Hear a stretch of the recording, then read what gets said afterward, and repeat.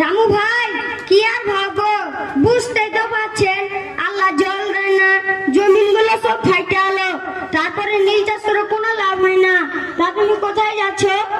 আমি একটু সাহেবের কাছে যাচ্ছি, মাইন্ডটা শরীর ভালো না, তাই সাহেবের কাছে যাচ্ছি। সাহেব যদি কিছু ধার দেয়। ও আমিও তো সাহেবের কাছে যাচ্ছি, চলো যাই। সাহেব যদি কিছু টাকা উপহার করে, চলো যাই।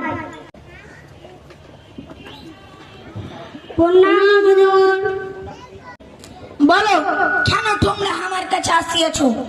সাহেব কিছু টাকা ধার দিন, কিছু টাকার প্রয়োজন। আমি তোমাদের টাকা ধার দিতে পারি, বাট আমার একটা শর্ত আছে। তোমাদেরকে নীল চাষ করিতেই হইবে, আর তোমাদের জমির কাগজ আমার কাছে রাখিতেই হইবে। সাহেব নীল চাষ করে এমনিতে আমাদের সবাই সর্বশান্ত হয়েছে, নতুন করে নীল চাষ করলে যে আমরা প্রাণে বাঁচবো না সাহেব। তাহলে আমি তোমাদের টাকা ধার দিতে পারিব না।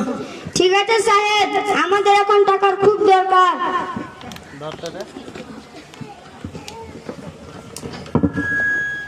এই নিন সাহেব আমাদের জমির দলিল।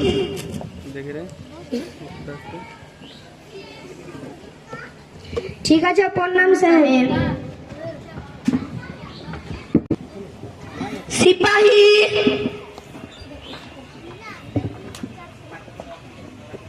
রাম এন্ড রহিম আমার কাছে ডাডর লইয়া গেছি, কিন্তু নীল চাষ করে আমাকে কোনো টাকা দেয় নাই। তুমি ওদের আমার কাছে লইয়া আসো। আজ্ঞা হুজুর।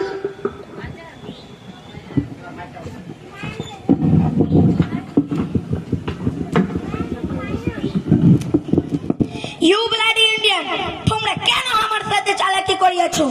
নানা সাহেব আপনার সাথে আমরা কোনো চালাকি করিনি, নীল চাষ করে আমাদের অনেক ক্ষতি হয়েছে, তাই আপনার টাকা শোধ করতে পারিনি। আমাদের ঘরে যা জিনিসপত্র ছিল সব বিক্রি করে আপনার পুরো টাকা হয়নি। এই নিন সাহেব আপনার সামান্য টাকা নিয়ে এসেছি। এই সামান্য টাকাতে কি হইবে? এই 2 বছরে তোমাদের টাকা সুদে বেড়ে 60 গুণ হয়েছে। সাহেব বৃষ্টি হয়নি, ফসল ভালো হয়নি, এত সুদ কিভাবে দেব? হুজুর মাফ করে দিন, আপনি আমাদের অন্নদাতা। আমি তোমাদের কোনো কথা শুনতে চাই না।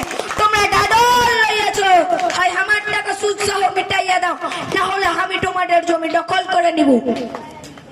হুজুর ক্ষমা করে দিন, হুজুর মাফ করে দিন, হুজুর আমরা যে না খেয়ে মারা যাবো হুজুর, হুজুর এই সামান্য জমি আমাদের হুজুর।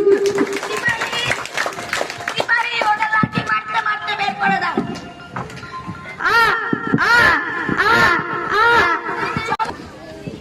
ইংরেজদের পেয়াদা আমাদের জমি দখল নিতে আসছে, চলো সকল মিলে আমরা ওদের বিরুদ্ধে রুখে দাঁড়াই, চলো সকল মিলে ওদের বিরুদ্ধে রুখে দাঁড়াই।